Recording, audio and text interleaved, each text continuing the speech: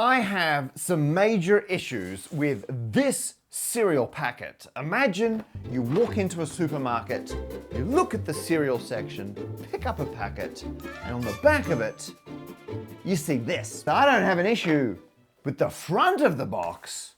I have a major issue with the back of the box. Because as well as glazed is genius, hang on, let me bring it over here. They've put, look at this. Look at that nightmare. What is this? We did the math. Donut holes are the perfect shape to deliver more glaze. The area of a sphere equals 4 pi r squared. The area of a torus equals 2 pi squared r. Max glaze equals max flavor. Oh yeah, I printed them out. Okay, things we have to deal with straight away. First of all, putting a blueprint effect on a 3D object. I don't know what's going on there, but they're fun objects. I gotta give it to Kellogg's in that regard. There is a typo. So they've got two equations there. One is for the equation of the surface area of a sphere. That is correct. They've also got the equation for the surface area of a torus, which features pi squared. Very nice. That's why pi is better than tau. And they put it in brackets for no obvious reason. I can forgive that. And they put a 2 instead of a 4. That's harder to forgive. But it is the mathematical equivalent of a typo. Like, I wish they would fix it. If they had a spelling mistake, they would have fixed it. And people have been pointing this out for a while, that they've got a 2 instead of a 4, and they haven't changed it. So I am annoyed at that, but it is a little trivial. More important are the mathematical problems with the whole concept they're trying to get across. And, oh, by the way, I'm not the first person to get annoyed at this box. Other people have done that, but we do have some new information. Very exciting. Get to that in a moment. All right, but the point is, people are annoyed at just the maths. And I showed this to a few other mathematical friends of mine.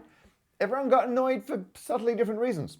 And so I thought we'd just have a quick chat about what Kellogg's could mean and eventually what they do mean. Right off the bat, what is a donut hole? The void in the middle of the donut? Well, here's the thing. A while ago, Dunkin' Donuts did this thing where they, as a marketing gimmick, sold the dough that would have been the holes in the donuts when they get punched out. And actually, I've scaled my models to represent that, in theory, this is meant to be the hole from the middle of a donut. But it's like the hole, the bit that's removed to give you the hole. And a lot of people think that's ridiculous, myself included, until quite recently, because that's not how you make donuts. You just make a ring of thing and your machine puts it in some boiling oil or something. So there is no dough in the middle. But then we looked it up. Producer Nicole found this, a video of the machine that makes the donuts for Dunkin' Donuts, because obviously that's happening at some ridiculous scale. And they start with just a sheet of donut ooze, and then they stamp out donuts, leaving behind dough in the middle. So there is dough from the donut holes. Now, whether or not that dough actually becomes the donut holes they sell feels very unlikely. I imagine it just gets mushed back in again. I mean, what about the dough in between the donuts? I don't see them selling donut manifolds, like the leftover joiny bits. I'd buy that. What a delicious snack. You could, distort it, make it hyperbolic. Anyway, the point is, the gimmick was, it's the dough from the middle. In reality, they actually do have dough in the middle. I don't think they actually just cook that as holes. But that's why now in American cuisine, there is the notion of a donut hole just being a fancy way of saying an edible sphere. The second part of the name we need to unpack is glazed. So Kellogg's haven't just got donut holes, they've glazed them, as I believe the kids say. So this is a sphere that they're going to put this kind of pure sugar all over. And then this is a torus, or a donut, that they're going to put pure sugar all over. And they're trying to argue that the sphere is superior to the torus when you're smearing a sugary glaze on it. And the ones I've made, where you think, well, hang on, just very naively, no. If this was the donut and that's the center to scale, that's got way more area. Like if you had to glaze all of this, that's way more glaze than the sphere. So that's not what we're talking about. In fact, the picture, the sphere is bigger than the torus. So we can already accept that no, we're not talking about, to scale, the literal hole out of the donut. But does that mean maybe big R is the same? Because the big R appears in both equations. And you could solve for that. Like if you solved it and it was like pi on R, then you would have the same area for both. And if it was any bigger, you'd have more area on the torus, any smaller, more area on the sphere. But that's just, it's a fancy way of saying bigger things have more area to a certain extent. It depends obviously on the shape. And that's something to be said. But I don't think that's what we're talking about. I think the R's in each of the equations just represent that radius of that object. Like, we're not assuming the A's are the same. And when you look at a big list of equations for areas of things, you don't go, oh, they must all have the same height or whatever. It's just that R pertains to that object. So I think what we're actually talking about is just comparing the concept of a sphere to a donut. Finally, we're going to get to the point a lot of you have been yelling at your screens from the very beginning of this video, because they say, we did the math.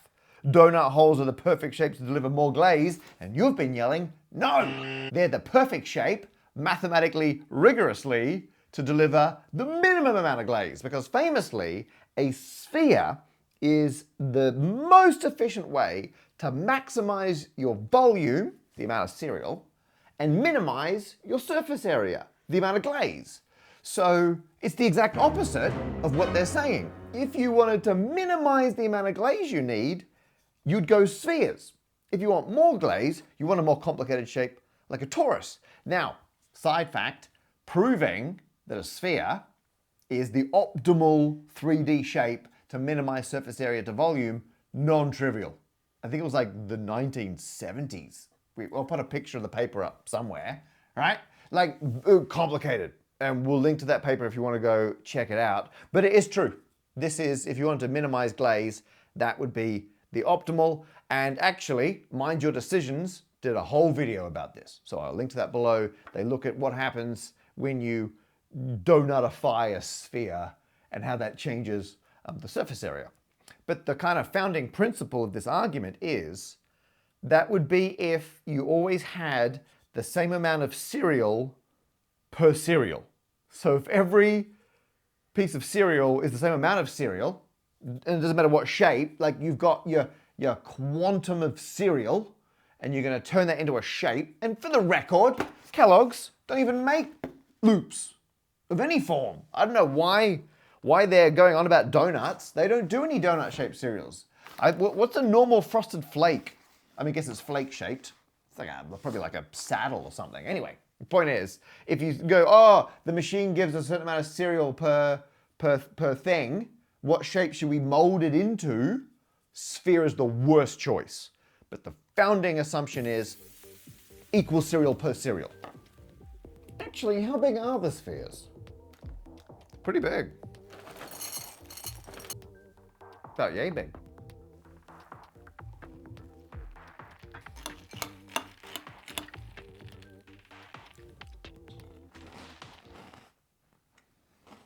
Max flavor. The top two ingredients are sugar and then air. A sparsely infilled sphere purely as a mechanism to transport sugary glaze into your face.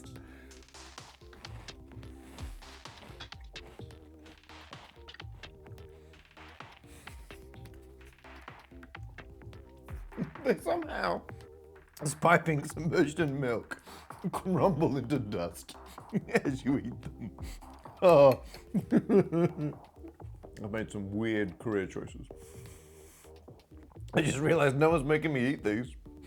Just literally eating a bowl of cereal while paying someone to film me. Yeah, you better keep watching.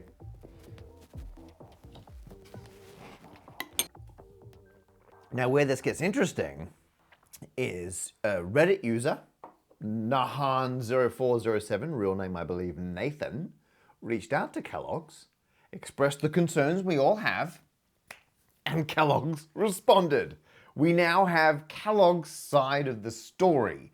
Connie, from their Consumer Affairs department, engaged with Nathan. They had a bit of back and forth. I'm going to ignore most of the emails.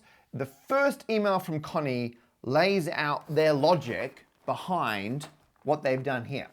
They did not say, oops, you got us.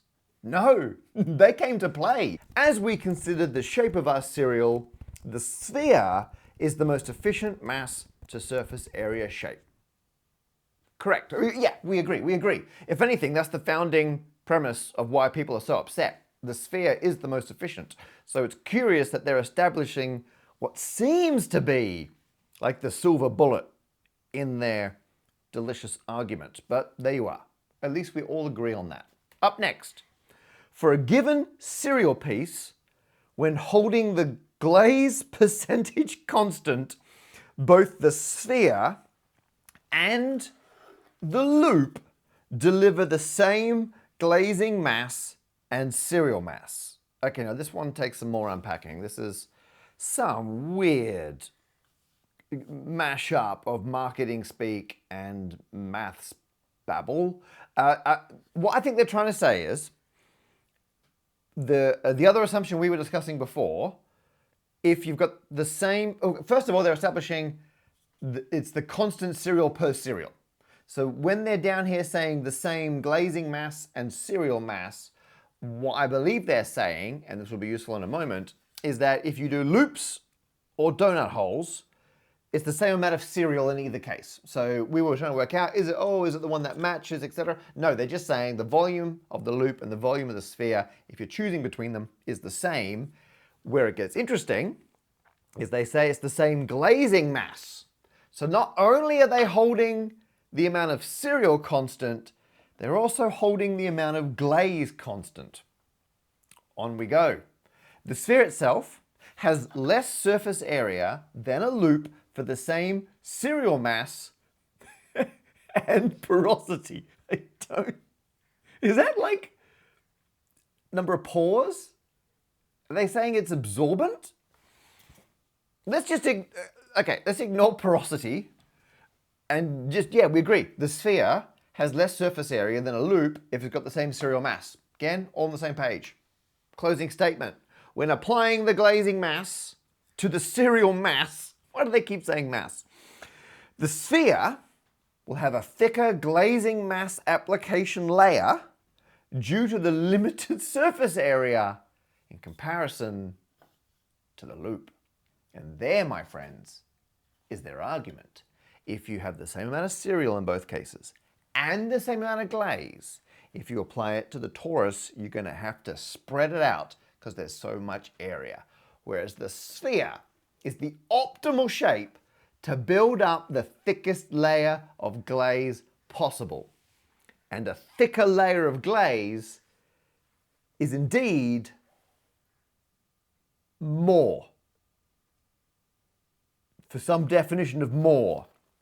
But that means we did the math. Donut holes are the perfect shape to deliver more glaze. They mean thicker glaze. In that regard, they're right. Now, we should ignore the fact that you can just sense them desperately wanting this to sound as mathsy as possible. They keep referring to the glazing mass and porosity and, percentages. Okay, we appreciate that. But all they're trying to say is the glaze is going to be thicker. And you know what? I agree with them. They're 100% right. And for the avoidance of any possible doubt, I'm going to take a leaf out of their recipe book, and we're not going to glaze some loops and some holes. Instead, we're going to ice some cakes.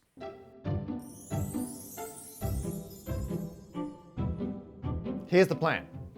I'm currently being very uplit because I have two mirror cake plate tray things, and producer Nicole here has first of all made a hemispherical cake. What flavor is this one? This is plain sponge. Plain sponge. But if I put that on the mirror, look what we now got. Hang on. Spherical cake. Ah. Right? So we have to bake half as much and we get the full sphere. And more in a moment on that. We now need a donut-shaped cake. And so what do we got here? This is coffee and walnut. Coffee and well, look at that. Isn't that incredible? And that's half a donut. So in theory, again, hold that up. There's your whole, the donut fills in. It's adequate, completely adequate. And these both have exactly the same amount of cake. Same amount of cake. There it is as a sphere. There it is as a torus, or half of each. The math still works. And finally, we have the frosting. So I'm going to glaze these cakes, and I'm going to put exactly the same amount of frosting on both. And to do that, I'm going to weigh the cakes as I put the frosting on them. How can this go wrong? Other than all the obvious ways this is going to go wrong. Oh, it's got a delicious skin. I'm going to have to spread this real thin. I'm calling it. Okay, all I got to do now, put the same amount of icing on this here sphere. So, I think we can all agree it's only a matter of time before I get the phone call for Celebrity Bake Off. Imagine this in a tent.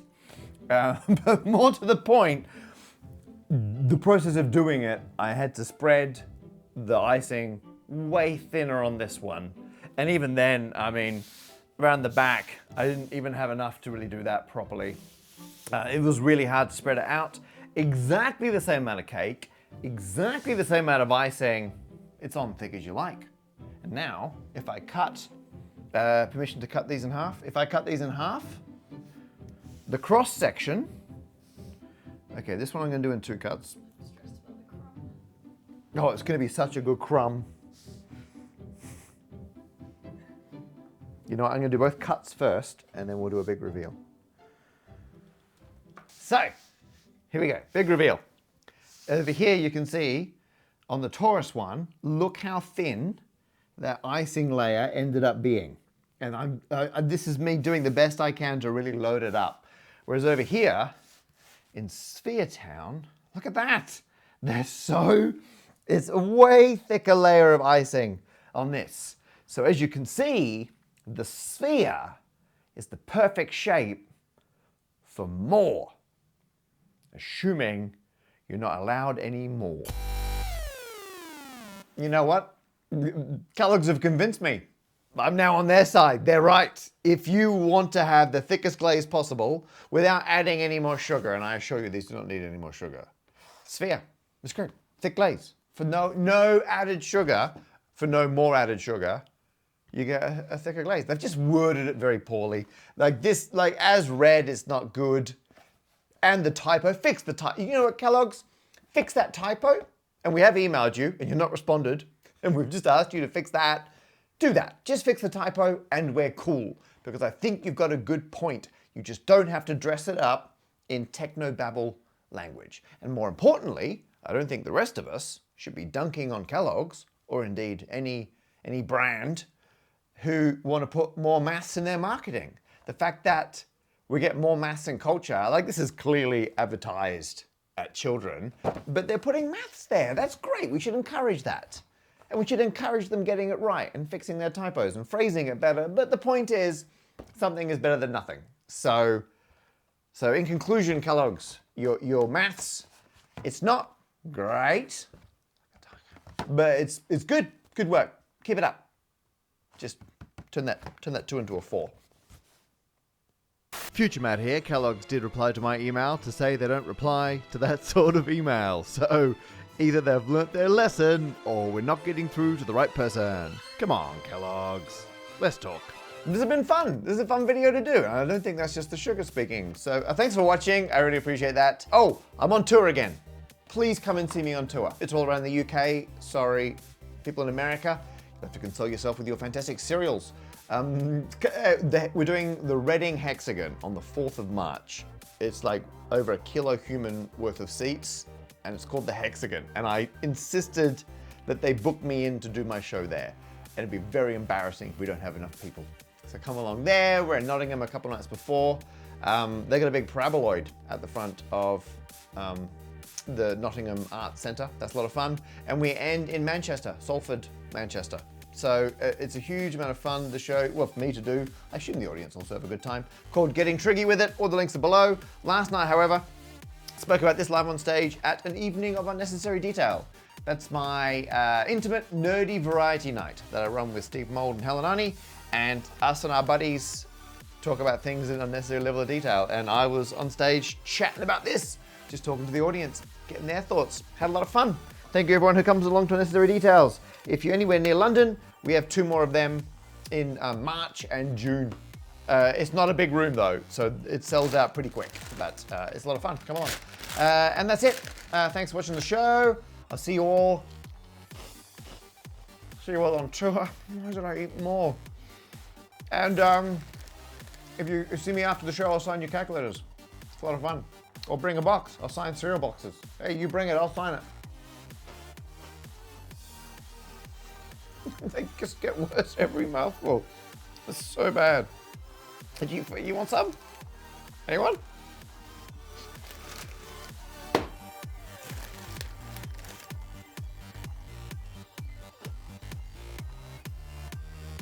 Cereal! Artificially flavored! Tony! Glazed!